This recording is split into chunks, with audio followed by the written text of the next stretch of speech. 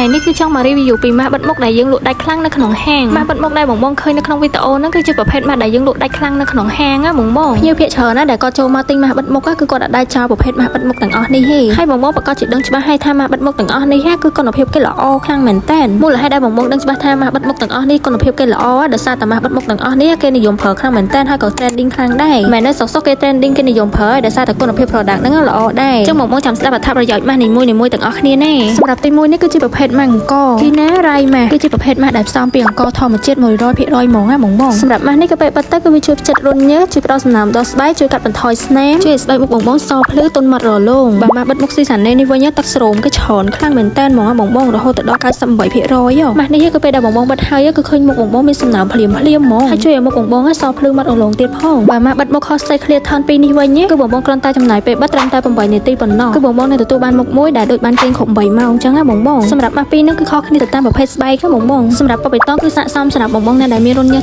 ធំឬក៏មានមុនកាមឬក៏មុនសាច់អីបងបងឬក៏មុខបងបងងាយនឹងឡើងប្រេងអាចសាកប្រើពពបៃតងបានសម្រាប់ពពផ្កាឈូកវិញគឺអាចប្រើបានគ្រប់ប្រភេទស្បែកបងបងសូម្បីតែស្បែកងាយប្រតិកម្មក៏អាចប្រើបានដែរបើបងបងចង់ចំណេញបងបងអាចយកជាប្រភេទ Hot Stay Clear Turn ម៉ាស់ប្រអប់នេះបានណាក្នុងមួយប្រអប់គេគឺមានម៉ាស់ឡើង30សន្លឹកបងបងជាសម្រាប់បងបងអ្នកដែលចង់បានម៉ាស់ទាំងអស់នេះបងបងអាចរកទិញបាននៅហាង Lazada យើងទាំងពីរសាខាឬក៏បងបងអាចឆាតចូល page ក៏បានតែបើសិនជាបងបងចង់មើលផលិតផលថ្មីៗជាច្រើនទៀតបងបងអាចចុះ link Telegram ដែលយើងបានដាក់នៅក្នុង description នឹងបានណា